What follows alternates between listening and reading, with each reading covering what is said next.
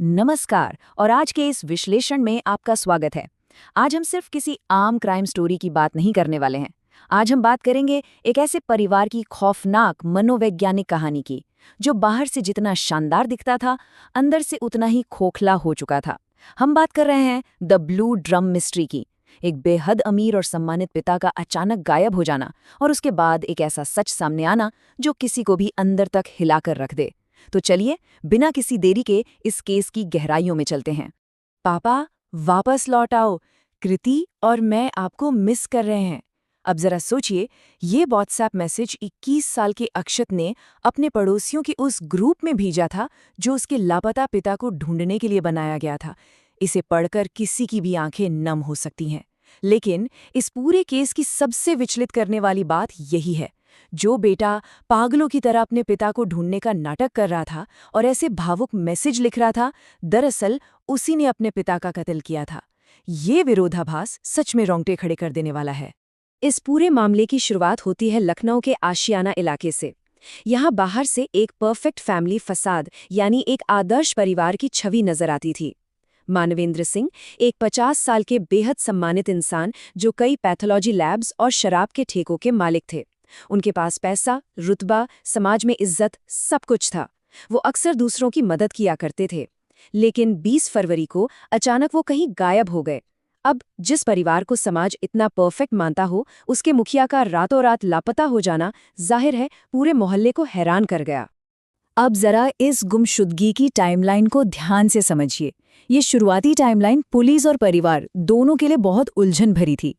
20 फरवरी की रात 1 बजे सीसीटीवी फुटेज में मानवेंद्र सिंह अपने घर के अंदर जाते तो साफ दिखते हैं, लेकिन वापस बाहर आते हुए कभी नहीं दिखे।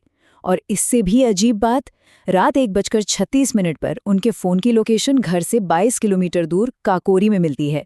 मतलब अगर इंसान घर से निकला ही नहीं तो फ़ोन इतनी दूर कैसे पहुंचा? इस सवाल ने सबको चकमा दे दिया और इसी उलझन के बीच 22 फरवरी को उनके लापता होने की रिपोर्ट दर्ज कराई गई। लेकिन कहते हैं ना कि झूठ ज्यादा दिन तक छुप नहीं पाता।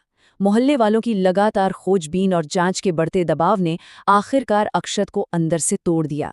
23 फरवरी को अक्षत ने परिवार के एक पुराने वकील को बुलाया और उनके सामने अपना जुर्म कबूल कर लिया। बस इस एक कन्फेशन ने उस परफेक्ट परिवार के भ्रम को पूरी तरह चकनाचूर कर दिया।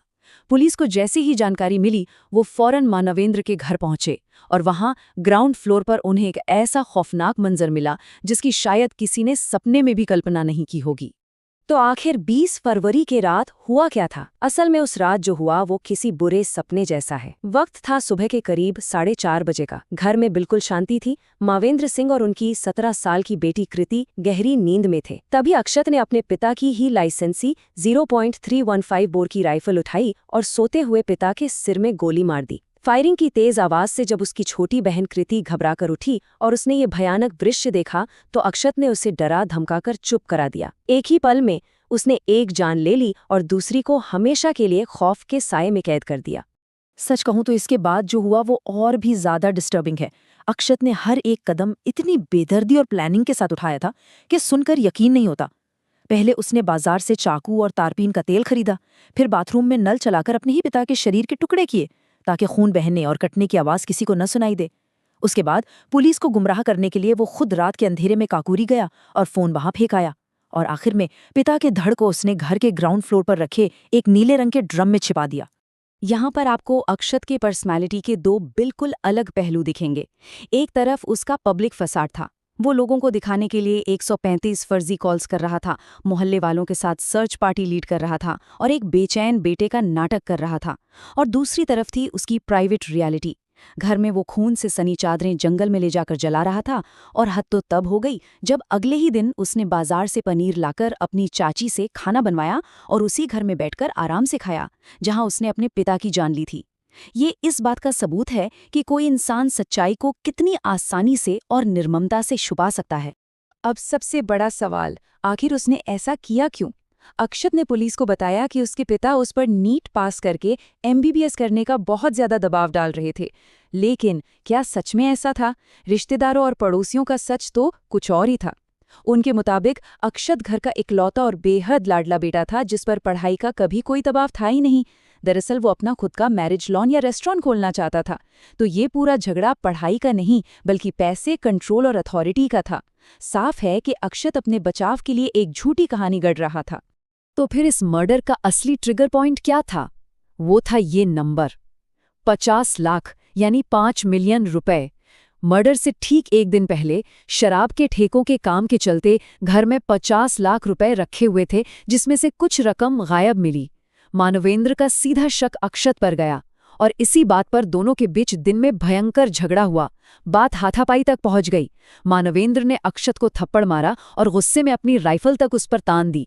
और बस यही वो पल था जहां अक्षत के अंदर का सारा दबा हुआ गुस्सा, अपमान और नफरत एक खौफनाक फैसले में बदल गया। देखिए, ऐसी घटनाएं कभी रातों रात नहीं होती हैं। खतरे की घंटियां तो सालों से बज रही थी। कुछ साल पहले अक्षत एक 6 पन्नों का लेटर छोड़कर घर से भाग गया था, जिसमें उसने अपना खुद का बिजनेस करने की जिद लिखी थी। उसके बाद घर से गहने और 32,000 रुपए की चोरी हुई, जो जांच में पता चला कि उसी ने की थी। और तो और, रामलीला में भी उसका झुकाव हमेशा बहुत आक्रामक और गुस्से वाले किरदारों जैसे रावण या परशुराम की तरफ ही रहता था। काश परिवार ने इन शुरुआती चेतावनी के संकेतों को नजरअंदाज न किया होता। अगर हम इस मनोवैज्ञानिक कहानी के सबसे गहरे हिस्से को समझें तो बात 11 साल की उम्र के उस ट्रॉमा तक जाती है जब अक्षत की मां ने आत्महत्या कर ली थी। एक छोटे बच्चे के लिए अपनी मां को इस तरह खोना कितना बड़ा सदमा होता है, हम बस अंदाजा लगा सकते हैं। यही वो टर्निंग पॉइंट था जिसने बाप बेटे के रिश्ते को हमेशा के लिए तोड़कर रख दिया। यहाँ से एक ऐसी दूरी शुरू हुई जो वक्त के साथ बस बढ़ती ही चली गई। मां की मौत के बाद अक्षत के दिमाग के साथ जो हुआ उसे हम साइकोलॉजिकल कंडीशनिंग कह सकते हैं। आसान शब्दों में कहें तो जब एक कमजोर दिमाग में बाहरी लोगों द्वारा बार बार एक ही नेगेटिव बात डाली जाए तो वो उसके लिए सबसे बड़ा सच बन जाती है। ननिहाल वालों ने मां की मौत के लिए हमेशा मानवेंद्र को कसूरवार ठहराया। ये बातें एक धीमे जहर की तरह अक्षत के कच्चे दिमाग में घोल दी गईं और वो अपने पिता को ही अपना सबसे बड़ा दुश्मन मानने लगा। इस बाहरी दखलंदाजी ने सच में आग में घी का काम किया। और एक और जरूरी पॉइंट जो हमें यहाँ समझना चाहिए वो है सोशियोलॉजिकल इल्यूजन, यानी एक सामाजिक भ्रम। समाज की नजरों में ये परिवार एकदम परफेक्ट था, लेकिन असल में उनके बीच आपस में बातचीत पूरी तरह खत्म हो चुकी थी। अक्सर ऐसा होता है कि पेरेंट्स को लगता है कि अगर हम बच्चों को सारी आर्थिक सुविधाएं दे रहे हैं तो हम अपना फर्ज पूरा कर रहे हैं। मानवेंद्र सिंह ने शायद इसी को अच्छी परवरिश समझ लिया। पैसा तो था, लेकिन वो जो इमोशनल खालीपन था उसने धीरे धीरे इतनी बड़ी खाई का रूप ले लिया कि वो भयानक हिंसा में तब्दील हो गई। तो आखिर में इस पूरे विश्लेषण से एक बहुत ही गहरा सवाल निकलकर सामने आता है। जब परिवार में आपस में बातचीत खत्म हो जाती है तो उस सन्नाटे को आखिर कौन भरता है? द ब्लू ड्रम मिस्ट्री सिर्फ एक क्राइम केस नहीं है, यह हम सबके लिए एक बहुत बड़ी चेतावनी है। हमें ये सोचने पर मजबूर करती है कि कहीं हम भी अपने घरों में उन छोटे छोटे वार्निंग साइंस को इग्नोर तो नहीं कर रहे। बाहरी जहर और अंदर की खामोशी का अंजाम कितना भयानक हो सकता है, ये केस उसका सबसे बड़ा और दर्दनाक सबूत है। अपनों से जुड़िए, उनसे बात कीजिए। इस विश्लेषण को अंत तक सुनने के लिए आपका बहुत बहुत धन्यवाद।